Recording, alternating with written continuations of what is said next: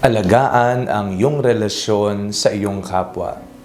Ako po si Father Fiel Pareha at ito po ang ating segment, ang Daily Devotion, na kung saan tayo po ay magdarasal, magbabasa at magdidilay kasama ng salita ng Diyos sa buong taon.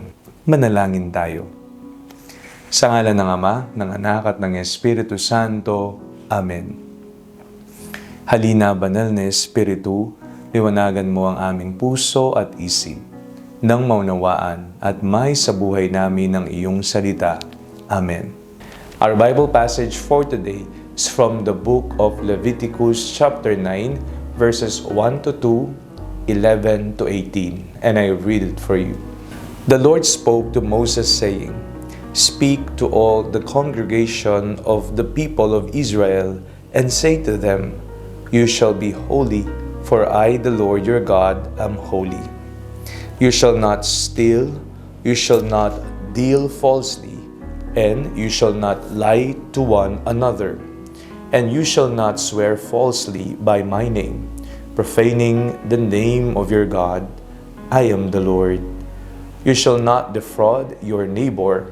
You shall not steal, and you shall not keep yourself the wages of a laborer until morning.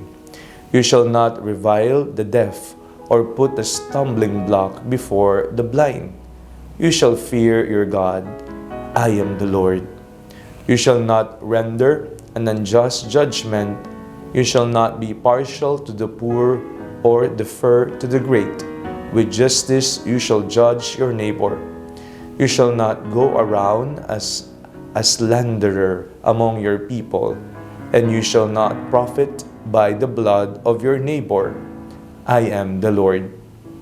You shall not hate in your heart any one of your kin. You shall reprove your neighbor, or you will incur guilt yourself. You shall not take vengeance or bear a grudge against any of your people, but you shall love your neighbor as yourself. I am the Lord." Isa po sa magandang tingnan natin ngayong Kwaresma ay ang ating relasyon sa ating kapwa. Ang Kwaresma ay panahon ng biyaya. Maraming grasya ang ibinubuhos sa atin ng Panginoon. Hindi lamang ito panahon kung saan tayo ay nagbabalik loob sa Panginoon, ito rin ay panahon upang ating tingnan kung mayroon bang kailangang isaayos na relasyon na nasira sa ating kapwa. Ang ating pong binasang pagbasa ngayong araw na ito mula sa aklat ng Levitiko ay isang paalala sa atin ng 10 kautusan ng Diyos. At tingnan natin, hindi lamang pala kailangan na mahalin natin ang Diyos. Tayo rin ay tinatawag na mahalin natin ang ating kapwa, sapagkat ito ang dakilang kautusan ng Panginoon, mahalin ang Diyos at mahalin ang kapwa.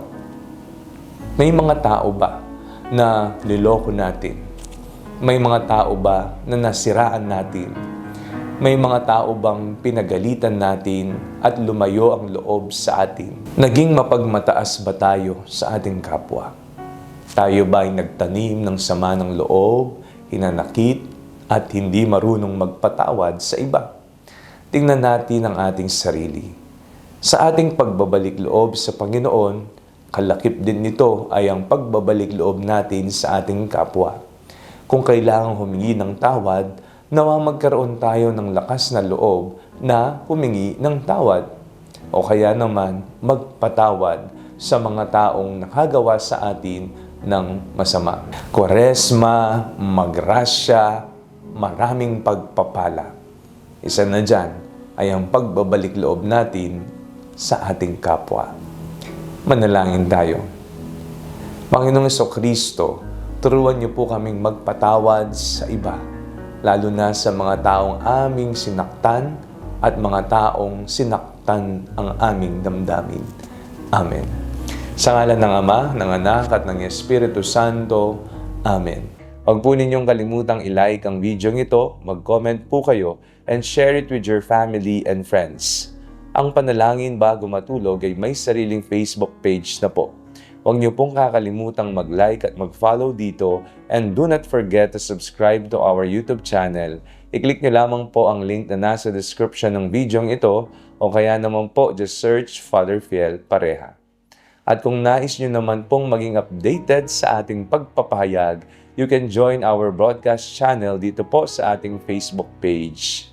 God bless you po.